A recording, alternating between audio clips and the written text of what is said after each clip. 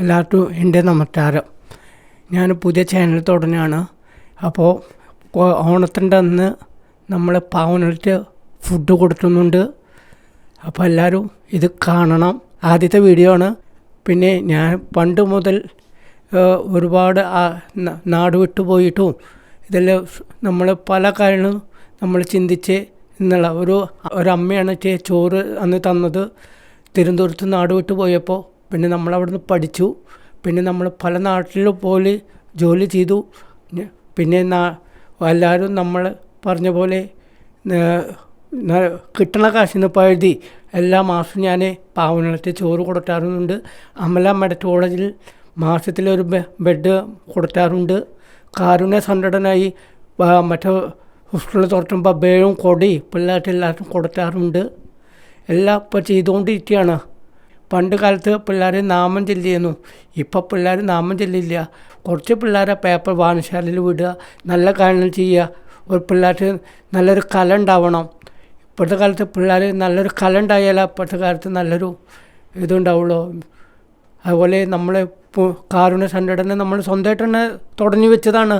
അന്നെല്ലാവരും നമ്മുടെ കൂടെ നിന്നു. അതുപോലെ നമ്മുടെ സുഹൃത്തുണ്ട്, പൂനെയിലാണ്. അഭിനയം പഠിപ്പിക്കുന്ന ഒരാളാണ്, ലിജോ എന്ന് പറഞ്ഞിട്ട്. എന്നിട്ട് ഒരുപാട് കാര്യങ്ങൾ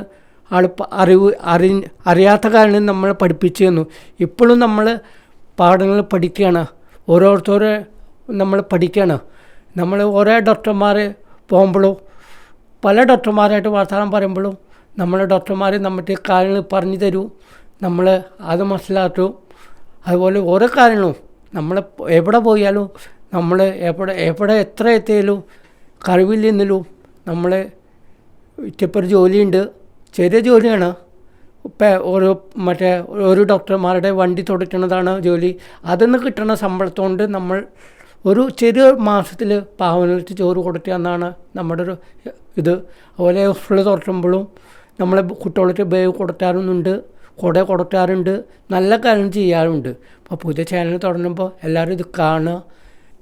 എത്ര കാലമായി ഞാൻ പുരിയാർ 2 നേരം അമ്പലത്തിൽ പോവും, പുരിയാർ പോവും, എല്ലാം കാര്യങ്ങളും ചെയ്യും. പുരിയാരപ്പൻ ഇതുവരെ എന്നെ വിട്ടിട്ടില്ല ഇത്ര കാലമായിട്ട്.